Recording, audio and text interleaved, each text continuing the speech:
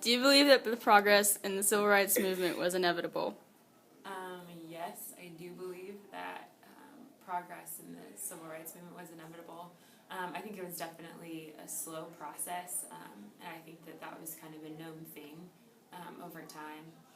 But I do think it was inevitable because over the course of history, we've seen things change and progress. And, I think when a large population of people wants to see change, that there will be change that happens in some way, shape, or form.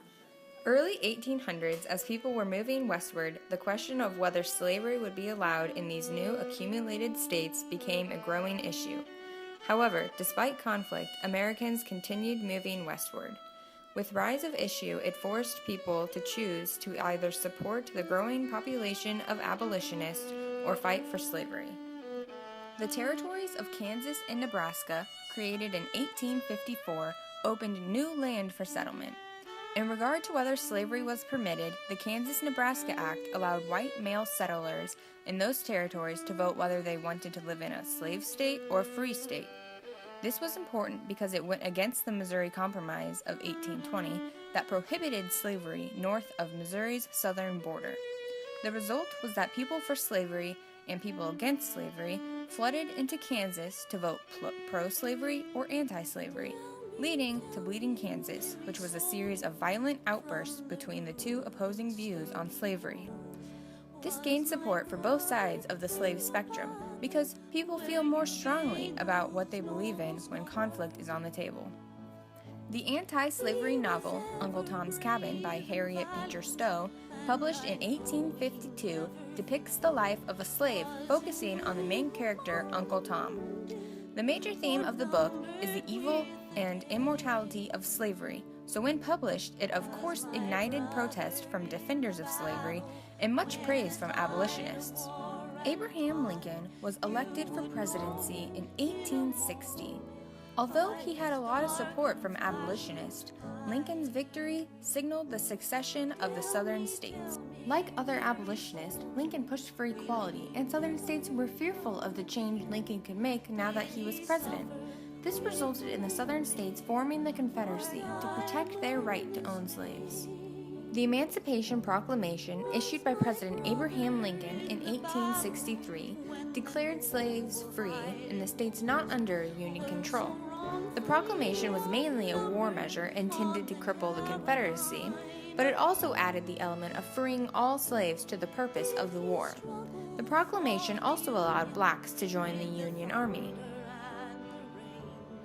The Emancipation Proclamation was Lincoln's first-handed attempt at introducing equality of all men to America.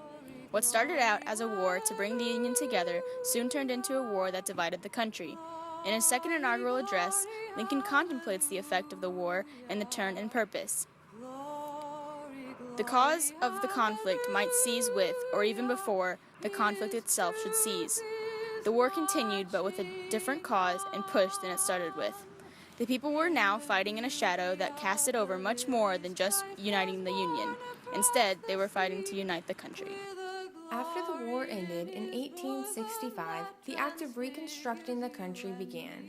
It started with the 13th Amendment, which formally abolished slavery throughout the United States. However, factors such as black codes and white supremacist violence continued to subject some black Americans to involuntary labor, particularly in the South.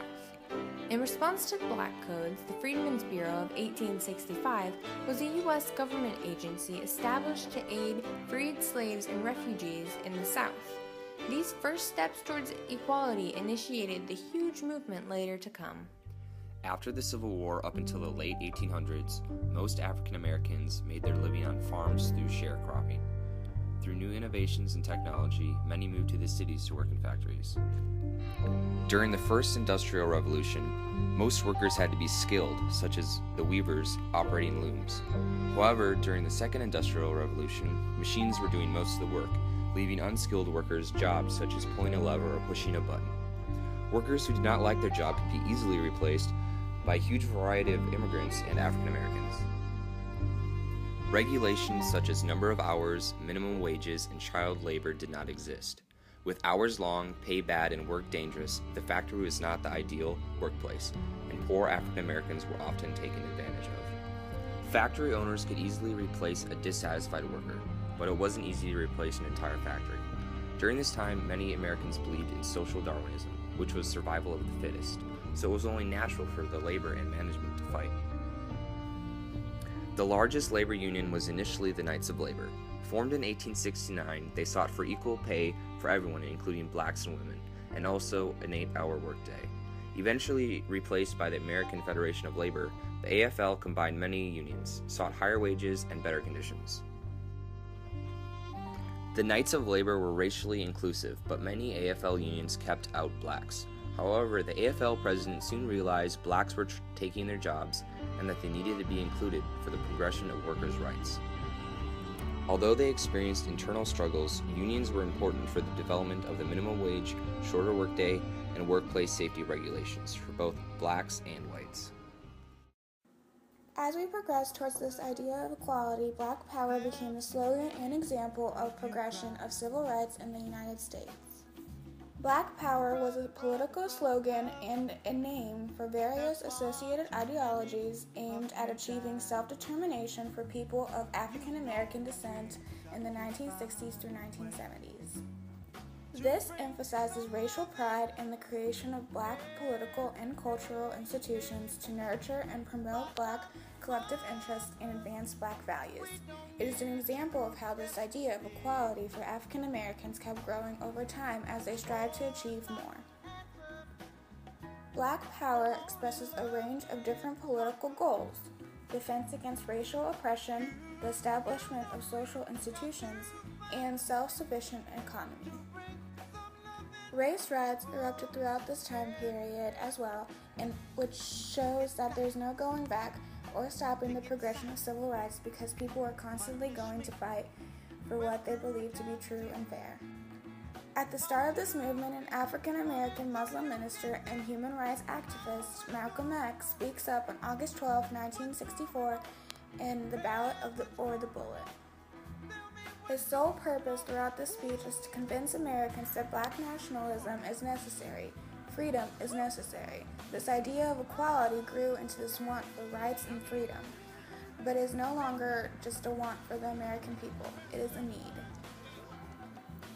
This is why I say it's the ballot or the bullet. It's liberty or it's death. It's freedom for everybody or freedom for nobody.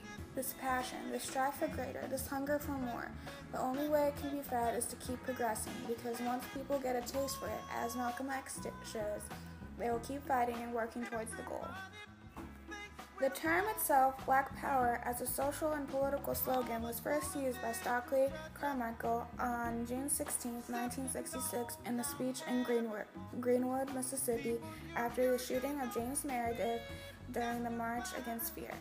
The March Against Fear was a 220-mile walk from Memphis, Tennessee to Jackson, Mississippi to protest against racism. During 1966 was also the start of the Black Panther organization.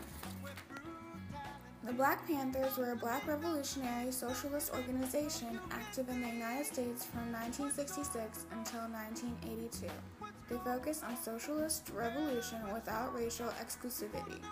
They instituted a variety of community social programs designed to alleviate poverty, improve health among inner-city bank communities, and soften the party's public image. The most widely known programs were its Armed Citizens Patrol to evaluate behavior of police officers and its Free Breakfast for Children program.